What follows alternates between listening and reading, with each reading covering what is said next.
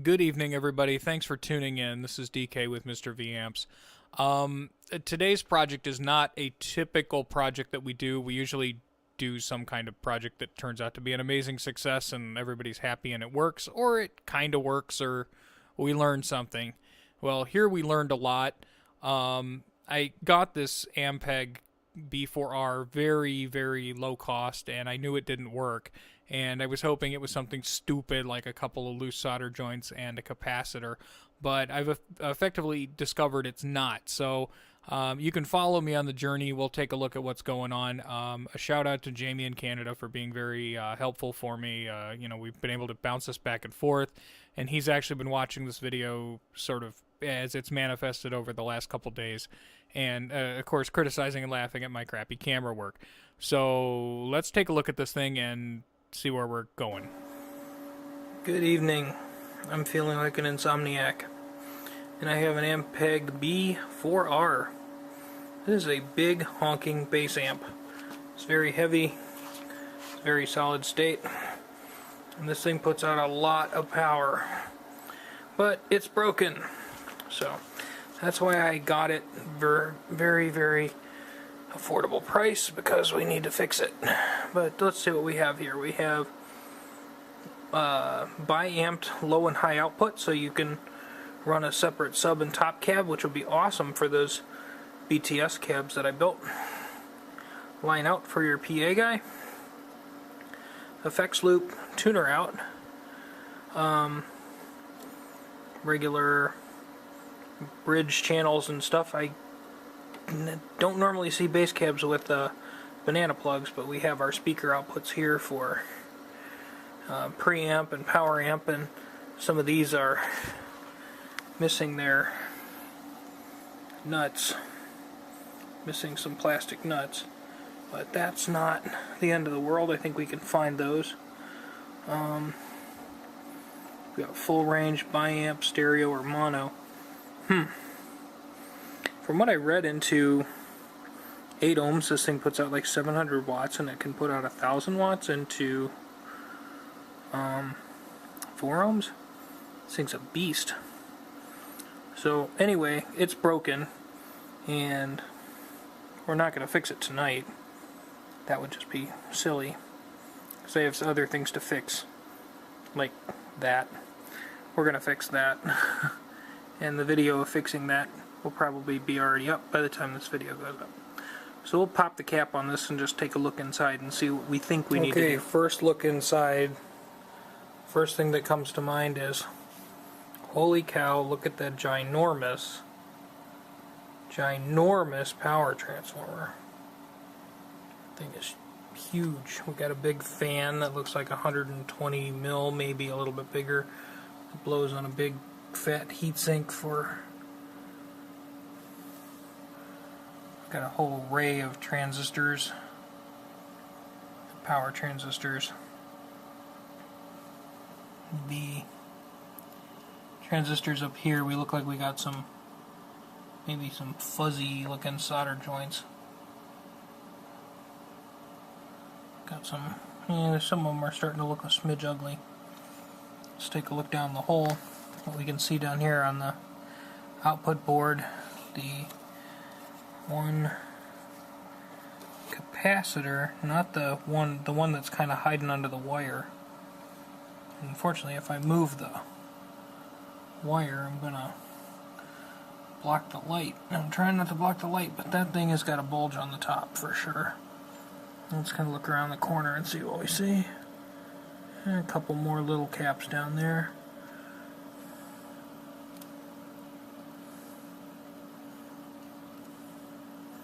Diodes and fuses. Potter and Brumfeld, they make relays, so that would be a relay.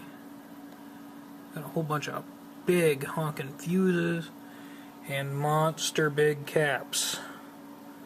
Probably are in bad shape. They look like they're trying to jump out of the hot snot down there. Oh boy. Have to see how much those buggers are. Allegedly, somebody had taken a look at this prior to me, and apparently taken it apart, because I got to see pictures taken of the underside of some of these circuit boards and where some things have gotten a little toasty. Allegedly this had low output, very, very low output, but just looking at it right off the cuff, I'm, thinking right out of the gate this thing's going to need a cap job. There's a lot of little caps.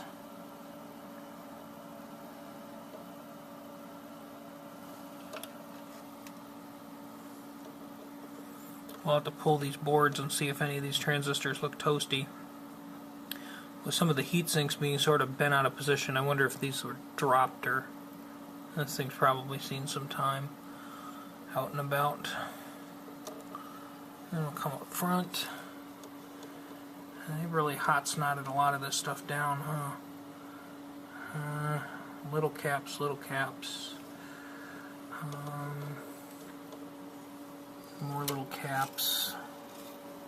Wonder if I can get a schematic for this to look. Okay.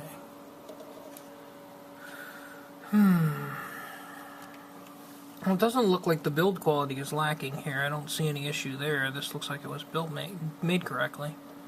Looks like there's some space for some other components in there that aren't there. And it looks like they got some big, fat resistors under that big heatsink. You can see there's a white, looks like a resistor, power resistors. So I'll have to go through this thing and see what condition our resistors are in and our caps, and then we got that big old boy back there. I bet that's a bridge rectifier. It probably is a bridge rectifier. I mean, we go power transformer. And again, I have not seen a schematic, and I've never had one of these open before, so we're going off the cuff. So we got, let's see, where's our electric is here, so that's the blue wires, no, blue wires, come off the board. Probably some of these that go up to the power transformer, come back over here, and then we go into the bridge rectifier, and then into the big filter caps. That's what I think anyway. But as far as parts go, we'll have to get some nuts for the output jacks, and there's 1 foot on the bottom that's missing. But those are secondary, because first we have to make it work. So I think the first thing we should do is look for a schematic, and then probably take boards out one at a time and give them a very good look over and check them for things that are burnt, toasty, and yucky. This is this one big continuous board? Oh, it is. Okay, so this board goes from corner over and then up through all of this jazz. So this is actually 2 big boards, a daughter board for the EQ, a daughter board for the input, and then this DI board on the back. I apologize if I'm making anybody sick with the crappy camera work, but we're just thinking out loud and taking a look around. Boy, they just left no space unused. On the other side of this board, there's a whole bunch of stuff. Looks like more midget-sized caps down there. I think that's little bitty caps, all hot snotted down. I think that's what I'm looking at. And I can't know till I bend down and look, and then I'm going to have to put the camera down. Boy, they went hot snot happy in this thing, huh? Well, we'll see again when we get a circuit board out. That probably won't happen for another day and a half. But with how bent some of these are, like that being bent that far out of shape, I bet we might find some cracked solder joints. Okay, that's enough analysis. I'm going to turn into Canada's finest radio repair guy, Jim Lindenus, yeah. He's a nice guy. He fixes radios, but he films the whole entire thing from start to finish, non-stop. So you get like these hour-and-a-half videos every day. It's interesting, but I want to be a little more concise because watching me stare at something and scratch my head might not benefit anybody.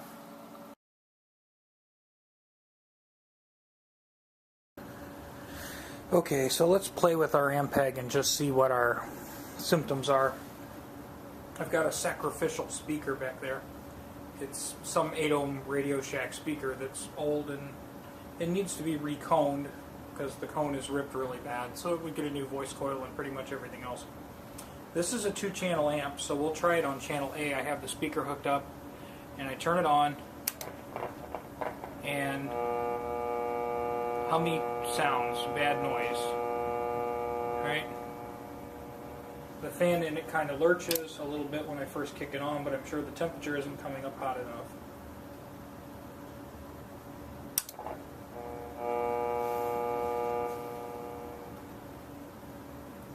The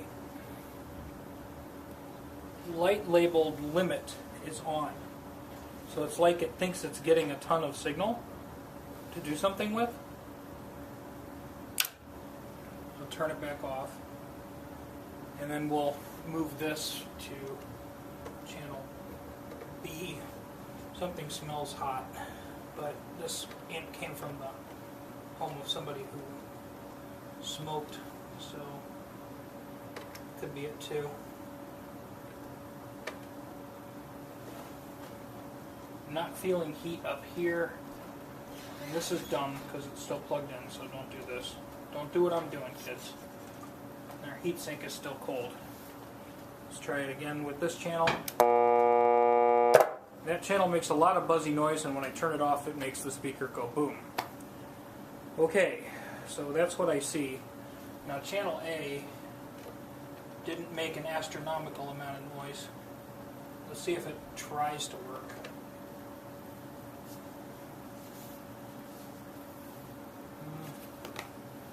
Let's grab a cable.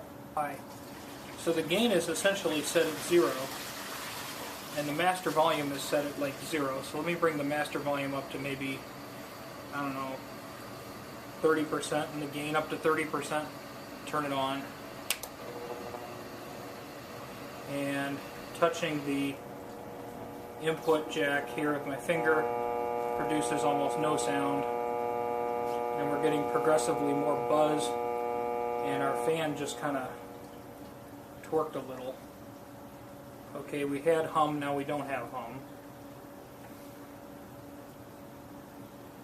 Can max our gain out here.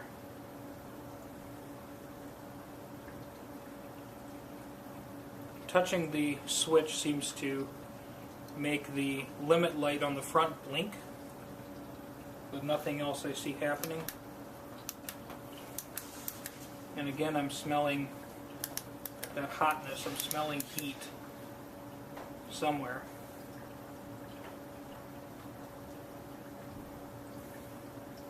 Smelling heat, but I can't see it, so we'll power it off, we'll take it apart, and we'll see if we can find that source of heat.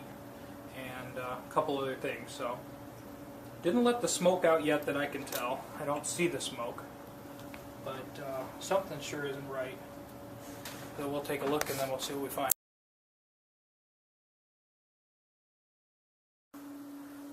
Alright, at this point we have the main board out of the Ampeg. We still haven't taken the big heatsink off. That's coming. Our preamp board is still in the unit, and there's that big transformer. I mean, it's big. I mean, there's your reference. I can just barely get my hand around it, and I do not have Donald Trump's hands. My hands are full size. No.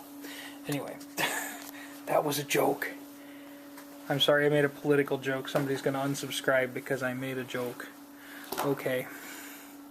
So down here is our full bridge rectifier. There.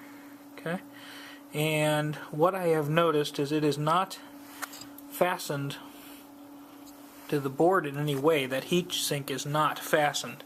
So what has happened is you can see, let's turn the, don't want a red blinking light. Turn our white light on here so we can see. These posts right here are just kind of floating, and it has allowed Those posts represent the heatsink, and it has just kind of floated there, and we've got a very chewed up solder joints there. I think somebody tried to resolder them and did a crap job. So we're going to try to clean that up. They kind of went crazy with hot glue everywhere in this, but yet they couldn't do something to glue that. I don't know. There's some stray rosin around here in other spots, like things have maybe been touched up, but it doesn't look like it's been touched for a long time. That's all I can see on this side of the board that looks suspicious. But there are other things on the other side. So let's trek over there. And we have our capacitor here. This one right there has a bubble on the top. Our driver transistors need to be checked based on some conversations I've had. And then there's a resistor R118 back there, and that resistor is toast. It's definitely burned. I don't see any other burned resistors at this point, but we're going to be digging through, and we're probably going to have to check a number of these. Our fuses are not blown. We'll go check the other side and see if there's anything good over there. Looking in here, I don't see any additional burned components, just some dusty ones. The caps look okay here, but there's a number of resistors that ride underneath that heatsink, and those will all need to be looked at and checked. There's our heatsink, and you can see the blue color resistors off to the right side. So we're going to look at those. And then over here we have some additional resistors, capacitors, diodes, which looks like a Zener to me. Could be a Schottky, but it looks like a Zener.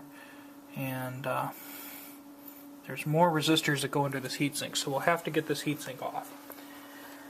Now, based on conversations and discussions, in order to get this heatsink off on this side of the board, I've already removed 4 large screws, and I will need to remove the small screws on each transistor, which requires a Torx screwdriver. And then we need to see if the unit is mounted with thermal compound or adhesive thermal compound. If it's regular thermal compound, we can just gently pop it off.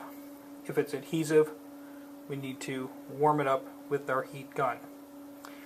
And then we flip the board over and do the same thing on the other side, because this heatsink is fastened very, very well to this board. Thanks Ampeg for making this ever so technician friendly, he said with a vote of sarcasm in his voice. I've been having additional discussions about this and what caps are suspect and which aren't, and based on the age and the models and things of these main filter caps, they probably are not bad, but some of the caps like these that are around the driver transistors and the smoke resistors may have been cooked, so we're going to probably check and or replace if necessary. So we'll get this heatsink off and then proceed on our tour. Okay, so the board that goes atop the heatsink has been removed with great effort and a lot of heat. Our heat gun had to work its little butt off. You can see a little bit of darkening there on the edge of the board. We didn't actually toast the board. Well, we kind of toasted the board, but getting the little breakout tabs isn't going to kill us, and we didn't actually destroy anything. You can see the rosin on a few of these things bubbling. Had to get this thing pretty freaking toasty, but after I got the first few, I got a little better at the technique, and I didn't really tear any of these up too bad. These first two got the worst of it. And it looks like just little nickage around the edge of the package. The package itself doesn't appear to be demolished. Everything seems to still be in order. We have no idea if these are any good or not.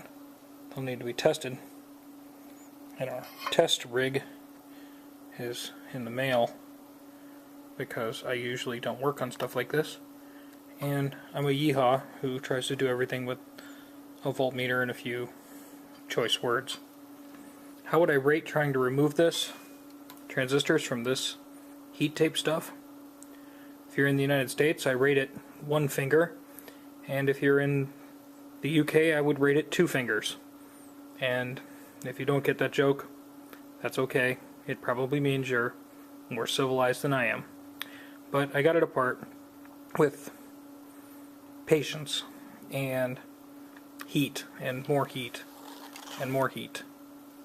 So thank you, heat gun. That's a really luxurious heat gun. I think I bought that at Big Lots for like $20. But it's served me very, very well, and man does it get hot. Now we get to flip it over, because there's another stack of these puppies on the far side of the board, and we get to tip the board up like that, unscrew all of those, and then try to pop those free, as well as those 4 big screws. And then hopefully the heatsink will be off, and then we'll actually be able to test a few components, resistors anyway. Then we'll have to start playing around. But good golly, what a challenge. That's the best way to put it. What a challenge. I don't think I could put it any nicer than what a challenge.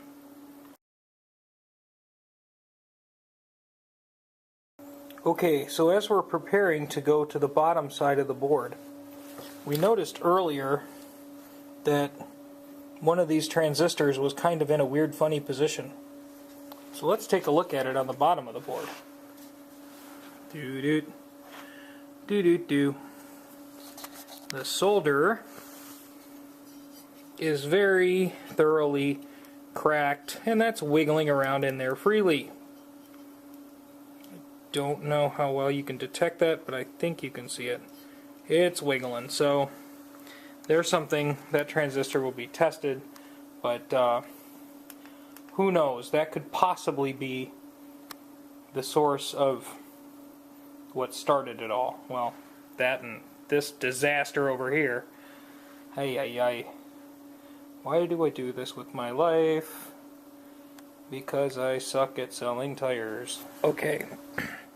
So because it takes 2 hands to do this, I am not going to demonstrate the removal technique because that's just too much.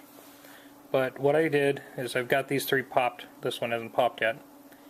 Warm it up with the heat gun, then slip using the Torx screwdriver, actually the same one I used before, put that in the hole, and then just kind of lever it a little bit. One way, then the other, and usually it'll just go pop and pop off the board. So that's what I'm doing. That seems to yield the least damage. I tried to snake under it before with a flat blade. Took a flat blade, tried to get under there. Tried it with an X-Acto knife. That sucked. That didn't work. But apparently going in the hole and kind of rocking it seems to be the most success that I've had at getting these off without completely demolishing them, I think. Alright.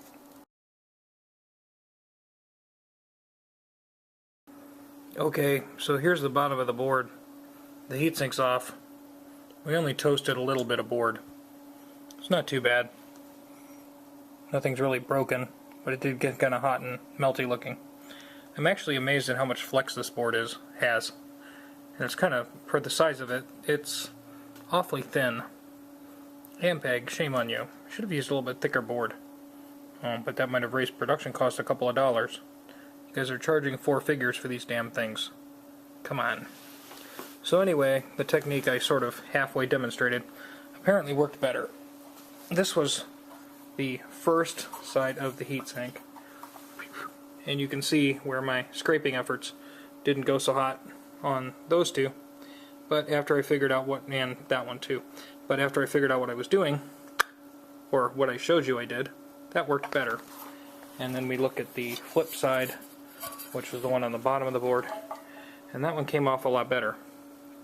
So I may put just a little bit of thermal compound on that taping stuff and screw them back down. And dude, don't smoke around your electronics. It makes it nasty for your technician. Or your boneheaded doofus.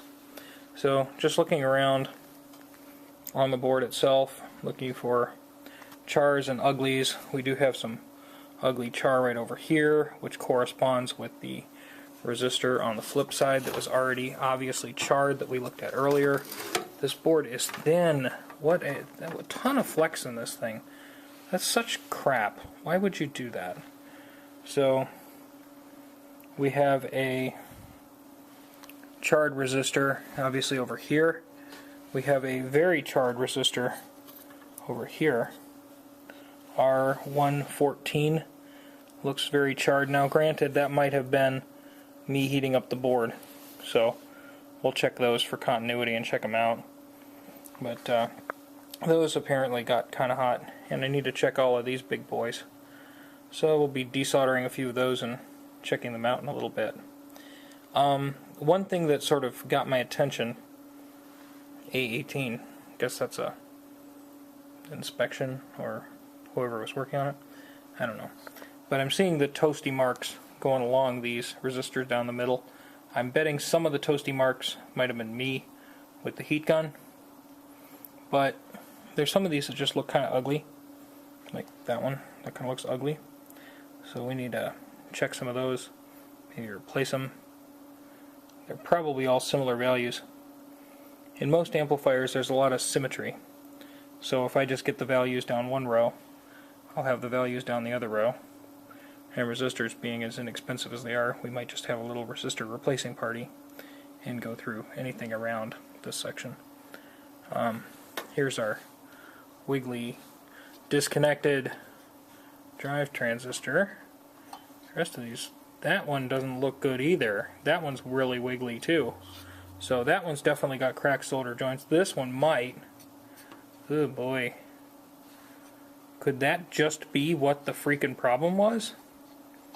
Nah, there's more than that, because we obviously have bulgy resistors and toasty resistors over here. So there's a little bit more to it than that.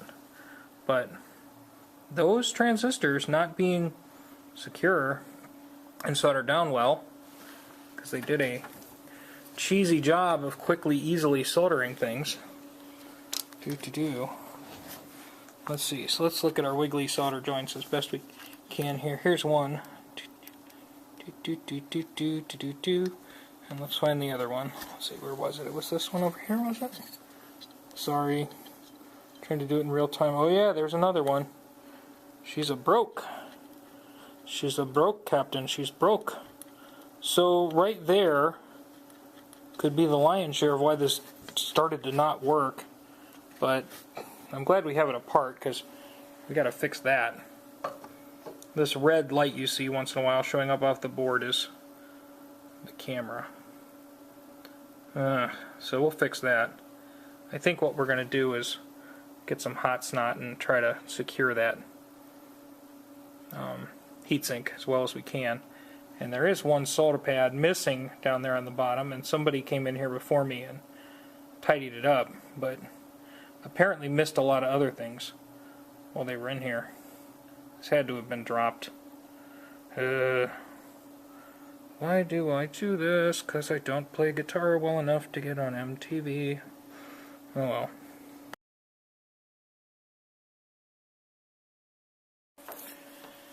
Okay, we're back again. And we're changing the title of this, I think, from I don't know what the hell I'm doing to what the hell did I get myself into. Okay, so we got a little bit of roasty board here. That was a result of popping this stuff off. But we've got a lot of roasty things around here. Like these resistors just look roasty. And they're the little ceramic higher wattage. But take a look at these puppies. These are supposed to be 0.47 ohms. So not much at all, and they're supposed to dissipate a lot of power. So any power I put through there should be met with extremely low resistance. Now, we have our lovely Shugong special here, and I've got this thing set on 200K, so I should almost see this as a dead short. And so we'll do a clip and a touch, and it's open. So we'll come over here, clip and a touch, and it's open. And a clip and a touch, and it's open.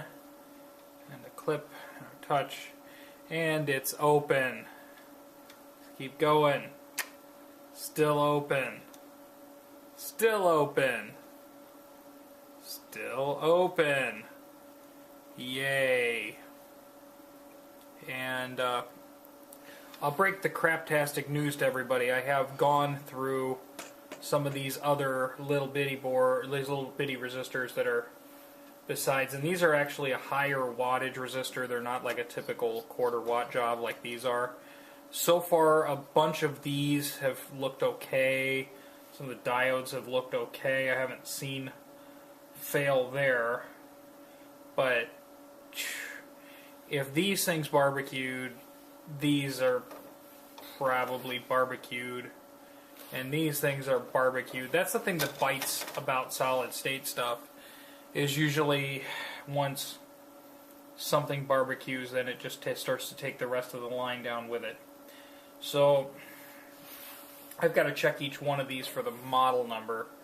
Over here, the IC5 and IC whatever the hell, it's a voltage regulator, a 15 volt voltage regulator. So I've got that out just to look at it. And then the driver transistor MJE15033, I believe.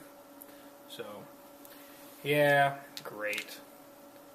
So, yeah, what the hell did I get myself into? So, I'm checking a bunch of these. This resistor over here that looked cooked is open.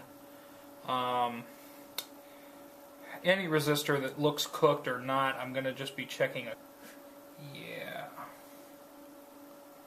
So we're going to just be going through checking. I'm sort of wondering what I got myself into, and maybe this is going to be better off being parts, but I know how demented I am, and that I would obsessively love to bring this thing back to life, but we've got our little ICs over here, and they may have bitten the dust, and you know, we got our little transistors all over here. They may very well have bit the dust too.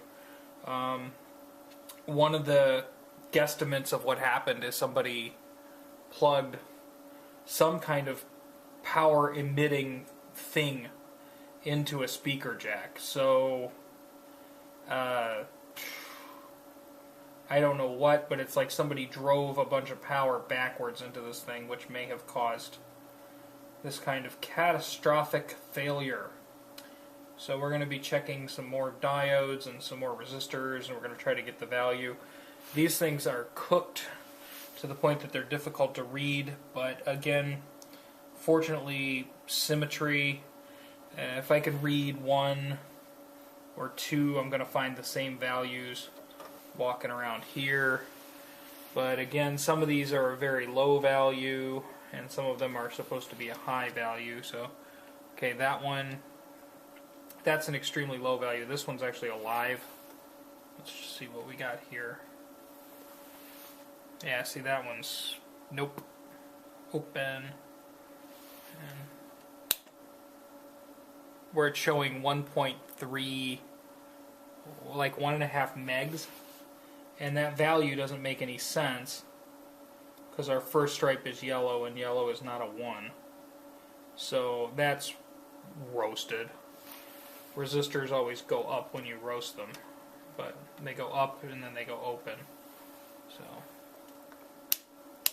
some of these, like that one, some of these look like they might actually work, but probably going to be finding the values specifically and then shotgunning these. I gotta figure out what the value of these are supposed to be. They're so cotton picking burnt. It's hard to tell. And I'm really surprised that the board itself isn't roasted worse than this. I mean, I feel like I did some of the roasting myself. So some of these are checking out, but like, why am I getting... And again, you know what? I might be getting a false reading because we're connected to the transistor. And,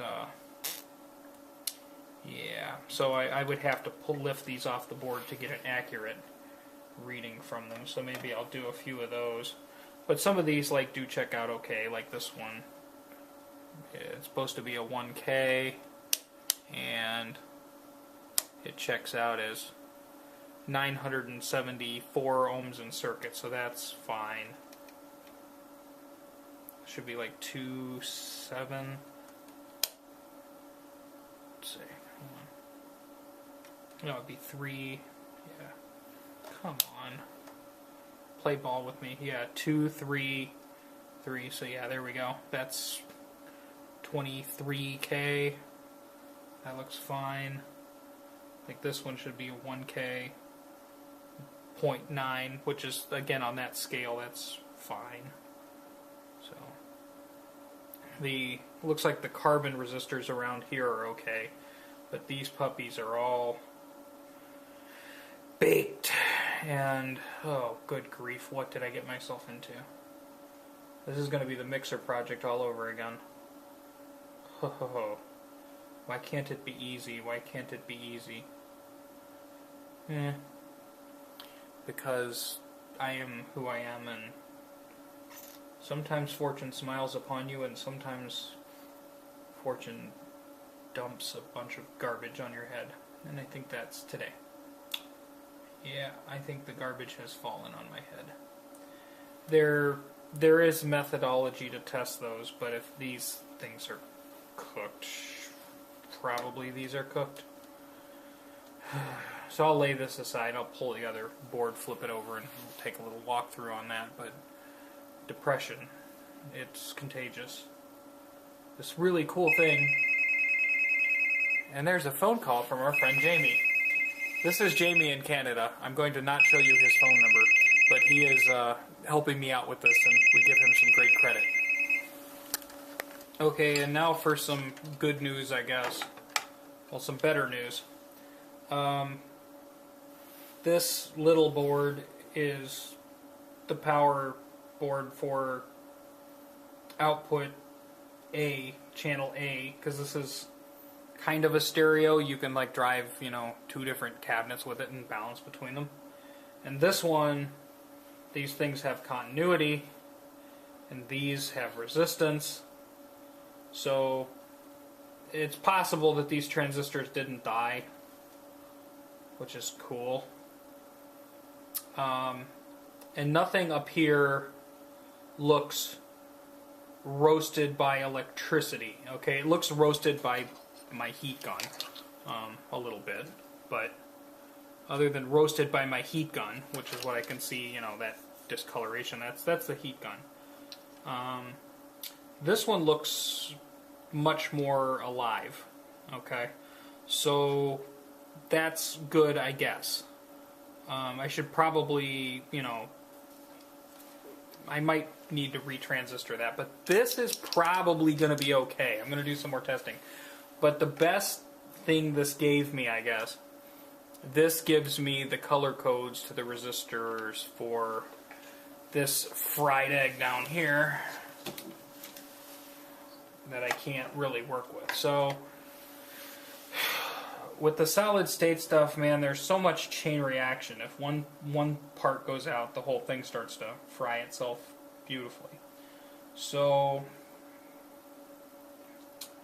yeah. So I've got a lot of testing and checking to do, but pretty much I can say that this area, that area definitely needs to be just replaced. 1, 2, 3, which is out of the circuit right now. 4, 5, 6 are going to need to get replaced. And while I'm at it, just in case, 7, 8, 9, 10. And these little things are a nickel, so probably just take care of those. check a ton of resistors, this cap, this whole toasted area in here,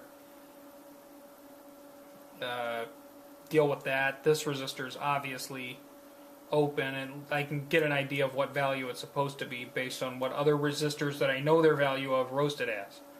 Thank you, Ampeg, for withholding all schematics and tests and service guides and things.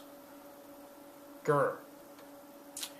So, yeah.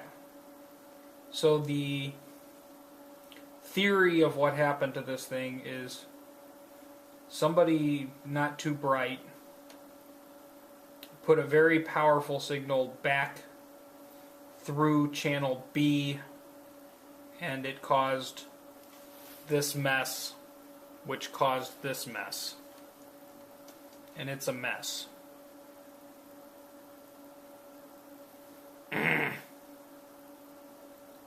And the thing that really stinks is everything is very, very tiny and packed together on this board like rats. And it will be annoying to test things out and get a feel. So we'll try to test out some regions and figure out what we've got going on and see what this various stuff is, and then we'll decide whether we want to pursue this or light it on fire. But see, the problem is I'm already this far into it, and I get hooked on wanting to make something work, whether it's logical or not. That's not good. Or maybe it is good. But this thing that looks, I mean, let's just look at what we've got for color codes. You can't see it at this distance. But this resistor, which looks to me like brown, white, yellow. Brown, white, yellow. I mean, that doesn't, it doesn't look right. I can't read the colors. Now, where did I put the little board? Great, I put it down and now I don't know where I put it. I couldn't hide it under there. Where did I put the little board? I put it over here. Okay, good. Okay, let's look at it. That resistor is not, well, yes, it was brown, but it's not brown, white, yellow. It's actually brown, green, red. And when it got roasted, the color all went down the drain. So if I could obtain a parts list or a service manual for this or anything, that I could just look at the number and look at what component's supposed to be there, I could build my order and get this done very quickly. But because the service manual schematics are withheld for this, I'm up a tree. So I figure what I will do at this point, rather than cursing the sky, is I will edit this video together and post it as it is. And any of you kind netizens out there, which a lot of you have really been very helpful, love you very much, in a non-creepy sort of way. I'm not Jared from Subway. Thank you for being my friends, and if you could contribute information to me, just any kind of service manual, schematic, parts list. Apparently this B4R is the original version of it that has the transformer, from a discussion I had with Jamie, who has been very helpful. I guess there was another variant of this with a switching power supply, that is not what I have.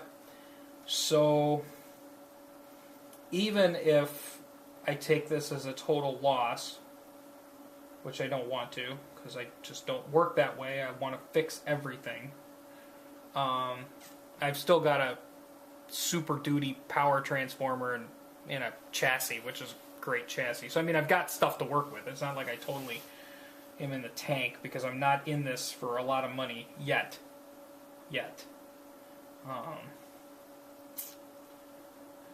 Most of this stuff is this is nickel and dime stuff.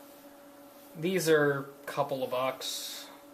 These are a couple of bucks. You know, so maybe we're talking $100 in stuff after freight, maybe. You know, a couple of caps here. We're going to assume this stuff survived. I've got to go and deal with this bridge rectifier train wreck over here. But then, you know, what else do we know that's shot? You know, this stuff. How is this stuff on the outlier?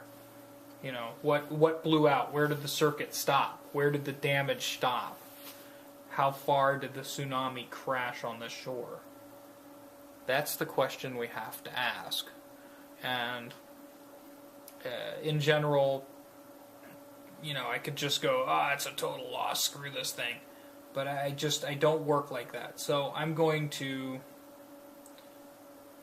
rest on this for a little while and go back to the pain in the butt monitor I was working on,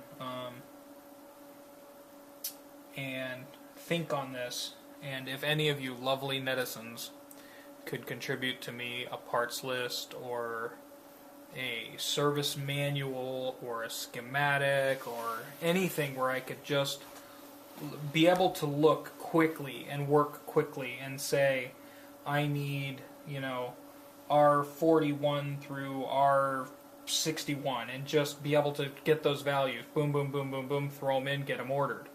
You know, just to have all of these numbers, because it's so painstaking to take that apart.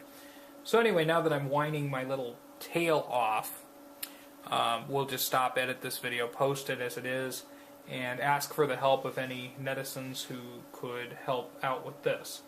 Because it would be really cool to have this thing rocking, because that would just be cool. Or maybe I should just go back to that tube bass amp that I've got about 50% done, and then have let it sit for a month. But this thing would really, really rock if it was working, but man, somebody really fried this thing. Really, really fried this thing. Okay. Thanks. Bye.